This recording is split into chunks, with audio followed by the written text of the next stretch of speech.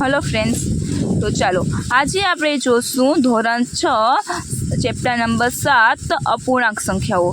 तो अपूर्णांक संख्याओं में स्वाध्याय पोथी में 12 नंबरनो दाखलो है जे आपणे आज करीशुं। जो एमां 12 नंबरनो दाखलो छे एमां आपेलुं छे के अशुद्ध अपूर्णांक में दर्शावो। बराबर, आ छे मिश्र अपूर्णांक छे। बराबर, तो आपणे मिश्र अपूर्णांक छे केमां दर्शाववानुं छे?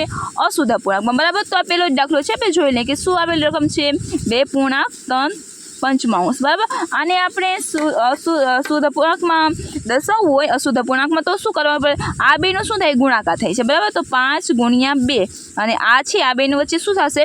सरवाळो थशे। बराबर, तो चलो आपणे जोईए 3 तो 5 × 2 = 10। बराबर, अहींया छेदमां 5 एमने एम लईए छे। 5 × 2 शुं थाय छे? 10 10 + 3 ना छेदमां 5 एटले थशे 5 10 ने 3 13। बराबर, 13 ना छेदमां 5। એ જ રીતે આપણે બધા દાખલા કરવાના થશે। જો એ બીજા નંબરનું આપેલું છે કે એમાં આપેલું છે 4.7 2/4। તો એમાં આપણે જોઈ લઈએ કે શું થાય છે। પહેલાં તો આ બેનો ગુણાકાર કરવાનો થશે। બરાબર, 4 × 7 + 2 ના છેદમાં 7 તો 7 ચોક 28 29 અને 28 અને 2। बराबर, 28 ने 2 કેટલા થાય છે? 29 અને 30 તો 30 ના છેદમાં 2। જો અહીંયા 30 ના છેદમાં 2 થયું તો એનો છેદ ઉડી જશે। શું થઈ જશે? 15 × 2 = 30 તો અહીંયા આપણે શું આવશે? 15। બરાબર, એ જ રીતે ત્રીજા નંબરનો જોઈએ કે ત્યાં પણ એવું જ થશે। શું થશે? 5.2 ના છેદમાં 9 તો અહીંયા શું થશે? 5 × 9 + 2 તો 9 × 5 = 45 45 + 2 એટલે 46 અને 47। बराबर, तो 47 ना छेदमां 9। बराबर, हवे ए रीते दाखला नंबर 4 के 3.3 ना छेदमां 8 तो शुं थशे? 8 तेरी 24 एटले के 8 × 8 + 3 तो 8 तेरी 24 24 ना छेदमां 8। बराबर, 24 ना छेदमां 8 छे। आने आपणे शुं कहीए के हजी आनाथी नाना अपूर्णांकमां फेरवी नाखीए तो आना अर्धा थशे 12 ने आना अर्धा थशे 4। बराबर, ए ज रीते आना अर्धा थशे 6 अने आना अर्धा थशे 2। हवे 6 ना छेदमां 2 आव्या तो 2 × 1 2 2 4 2 तेरी 6। बराबर, तो समजाय छे बधाने कई रीते करवानुं? चालो हवे त्यार पछी आगळ जोईए। तो त्यार पछी आपेली रकम छे आपणने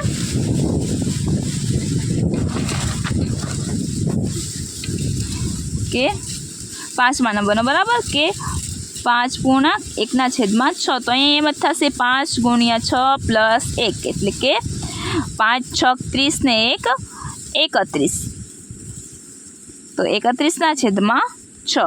हवे छठा नंबर में आपेलुं छे के 7.2 तो 7 × 3 + 2 7 तेरी 21 21 + 2 एटले 22 ने 23 23 ना छेदमां 3। बराबर, तो आ रीते आवड़ी जाए बधाने। चलो जोई लो एकवार। चलो त्यार पछी आपणे शरूआत करशुं दाखला नंबर 13। शुं आवेलुं छे कि मिश्र अपूर्णांकमां दर्शावो। चलो जो अहीं आपेलुं छे आपणने शुं आपेलुं छे? अहींया मिश्र अपूर्णांकमां दर्शाववानुं छे। अहीं आपणे अशुद्ध अपूर्णांक आपेलुं छे। पहिला कई रीते हतुं के पहिला जे 12मो दाखलो छे एमां शुं आपेलुं हतुं के एमां आपणने मिश्र अपूर्णांक आपेलो हतो अने अशुद्ध अपूर्णांकमां फेरवવાનો હતો। આપણે અહીં અશુદ્ધ અપૂર્ણાંક આપેલો છે તો જો અહીં આપણને રકમ આપેલી છે। બરાબર, દેખાય છે બધાને કે શું આપેલી છે પેલી રકમ?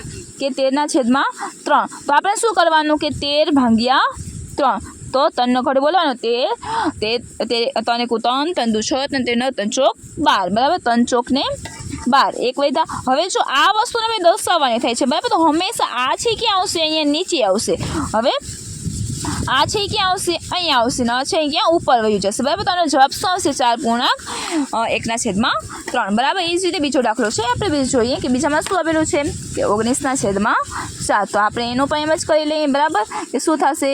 19 ने 4 4 × 1 4 4 2 8 4 तेरी 12 ચોકે ચોકે 16 4 5 20। बराबर, 4 5 20 वधी जाय छे ચોકે ચોકે 16।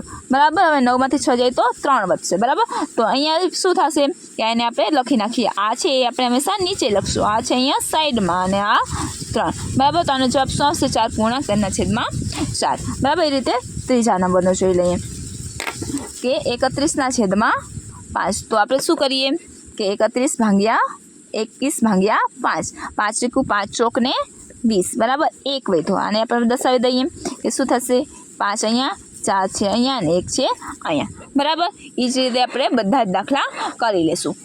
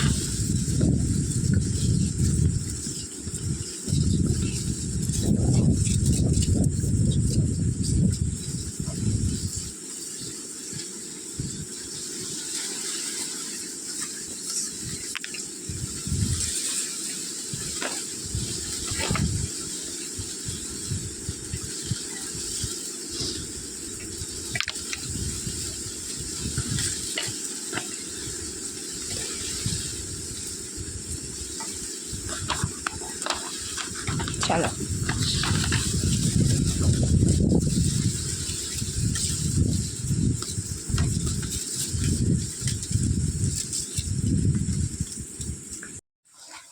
ચાલો હવે આપણે જોઈએ દાખલા નંબર 15, બરાબર. જો અહીંયા કીધું છે કે ચડતા ક્રમમાં ગોઠવો, બરાબર. જો અહીંયા આપણે અપૂર્ણાંકમાં આપેલ છે 2/3, 3/5, 1/6 અને 1/2.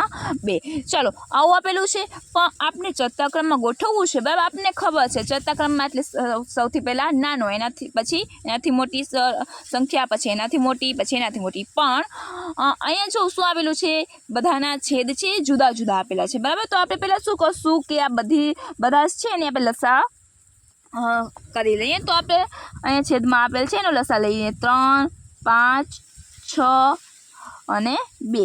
ચાલો આનો લસા લઈ લઈએ પહેલાં. તો પહેલાં 2 વડે ભાગ ચાલે, તો અહીંયા ભાગ ના ચાલે, અહીં ના ચાલે.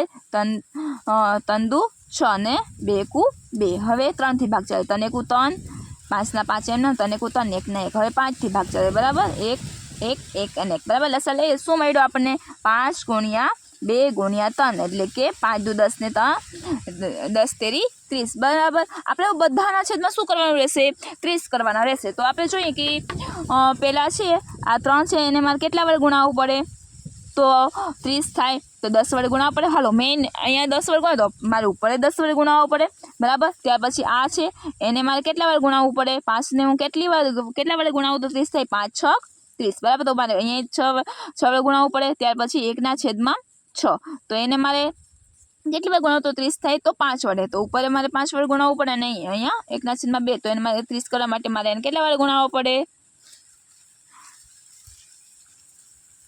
15 દુ 30, બરાબર. તો અહીંયા 15. તો હવે જો અહીંયા શું થશે, 10 દુ ને 20, બરાબર. 20/30. પછી અહીંયા શું થશે, 6 12 તેરી 18, 18/30. પછી અહીંયા 5 એકુ 5, 5/30. અહીંયા 15 એકુ 15 એટલે કે 15/30.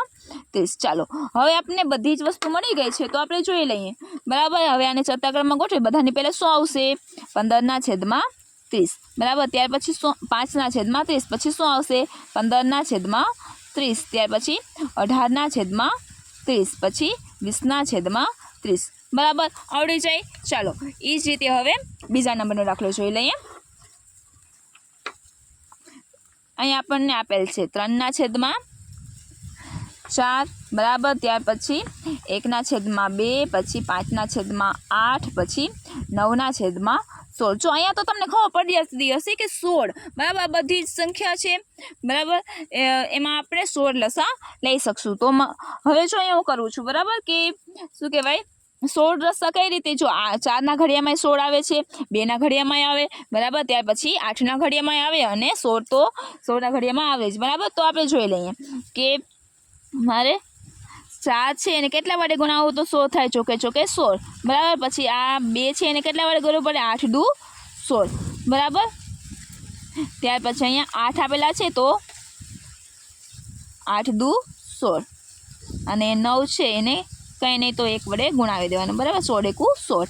તો હવે 4 તેરીને 12, બરાબર. 12/16, પછી 8 એકુ 8/16, પછી 5 દુ 10/16 અને અહીંયા 9 એકુ 9/16, બરાબર. બધાના છેદ સરખા કરી લીધા છે. હવે આપણે એને ચડતા ક્રમમાં લખી દઈએ, બરાબર. બધાને પહેલાં શું આવશે? 8, તો 8/16, પછી 9/16, પછી 10/16 અને ત્યાર પછી 12/16, બરાબર.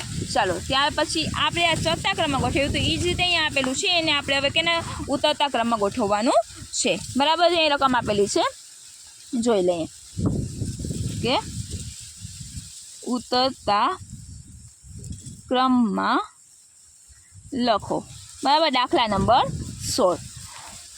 ચલો પહેલો દાખલો છે 3/4, 5/6, 5/12 અને 2/3. હવે જો અહીંયા આપણને શું લસા મળશે? તો જો 12 છે, 4ના ઘડિયામાં 4 તેરી 12, 6ના ઘડિયામાં 6 દુ 12 અને 3ના ઘડિયામાં 3 ચોક 12 આપણને આપેલા જ છે, બરાબર. તો આપણે લસા શું લઈ લઈશું? 12, બરાબર. શું થશે? લસા બરાબર 12. તો આપણે જોઈએ કે 3/4 છે, તો 4ને મારે કેટલા વાર ગુણાવવો પડે? તો 12 થાય. 4 તેરી 12, તો ઉપર મારે 3 વડે ગુણાવવો પડશે. હવે 5/6 છે, તો 6ને મારે કેટલા વડે? 2 વડે ગુણાવવો પડશે, એટલે 6 દુ 12, તો ઉપર હું 2 વડે ગુણાવું, બરાબર. ત્યાર પછી 5/12, તો 12ને મારે કેટલા વડે ગુણાવવો પડશે? 1 વડે, બરાબર. 12 એકુ 12 અને 2/3, તો એને મારે 4 વડે ગુણાવવો પડશે, એટલે કે 4. તો 3 તેરી 9, 9/12, પછી 5 દુ 10, 10/12, પછી 5 એકુ 5, 5/12 અને અહીંયા 4 દુ 8, 8/12, બરાબર. તો જો હવે સૌથી નાનું કઈ આપણે ઉતરતા ક્રમ, હવે ઉતરતા ક્રમમાં ગોઠવવું તો શું થશે?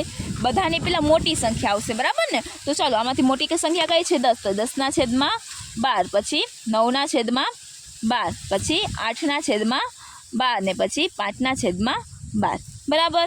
સમજાઈ જાય? ચાલો જોઈ લ્યો એકવાર.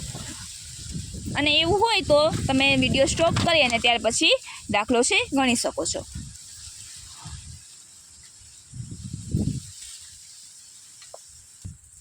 ચાલો દાખલા નંબર 16નો બીજો દાખલો આપણે ગણી લઈએ કે એમાં આપણને આપેલું છે 4/15, ત્યાર પછી 2/5, પછી 7/30 અને 2/3. તો આપણે આનો લસા શું લેશું? શું થશે લસા? બરાબર શું થશે? 30 થશે. કેટલો થશે? 30, બરાબર. તો 4/15, તો મારે 15ને કેટલા વડે ગુણાવો તો 30 થાય? તો હું 2 વડે ગુણાવું છું, બરાબર. ત્યાં રીતે 2/5, તો 5ને મારે કેટલા વડે? 6 વડે ગુણાવવા પડશે, તો ઉપર હું 6 વડે ગુણાવું છું. 7/30, બરાબર. 30 એકુ 30 અને 7 1 7, બરાબર. 2/3 મારે આને કેટલા વડે ગુણાવવા પડશે? 10 વડે, બરાબર. એટલે થઈ જાય ને 30. ઓકે, ચાલો. તો હવે 4 દુ 8, તો 8/30, ત્યાર પછી 6 દુ 12, તો 12/30, ત્યાર પછી 7 એકુ 7, 7/30 અને અહીંયા ત્યાર પછી 10 દુ 20, તો 20/30. તો અહીંયા પણ આપણે એ જ વસ્તુ કરવાની છે કે ઉતરતા ક્રમમાં ગોઠવવાનું છે. તો સૌથી પહેલાં મોટી સંખ્યા લેવામાં આવશે, બરાબર. તો 20/30, ત્યાર પછી 12/30, ત્યાર પછી 8/30 અને ત્યાર પછી 7/30. તો આ રીતે આપણે શું કરશું? ચડતા ક્રમમાં અને ઉતરતા ક્રમમાં ગોઠવી દીધા, બરાબર. જો ચડતા ક્રમ અને ઉતરતા ક્રમમાં ગોઠવવા માટે આપણે શું કરવું પડે કે હંમેશા પહેલાં છેદ સરખા કરવા પડે, બરાબર. છેદ સરખા થાય તો જ આપણે એને ચડતા ક્રમ અને ઉતરતા ક્રમમાં ગોઠવી શકીએ, બરાબર. ચાલો ત્યાર પછી આપણે 17મો દાખલો જોશું. જો અહીંયા તમને આપેલું છે, બરાબર. શું આપેલું છે? નિશાની આપેલી છે. તમારે જોવાનું છે કયું મોટું છે અને કયું નાનું છે. લેસ ધેન, ગ્રેટર ધેન અને બરાબરની નિશાની આપવાની છે. તો ચાલો આપણે જોઈ લઈએ, બરાબર. કે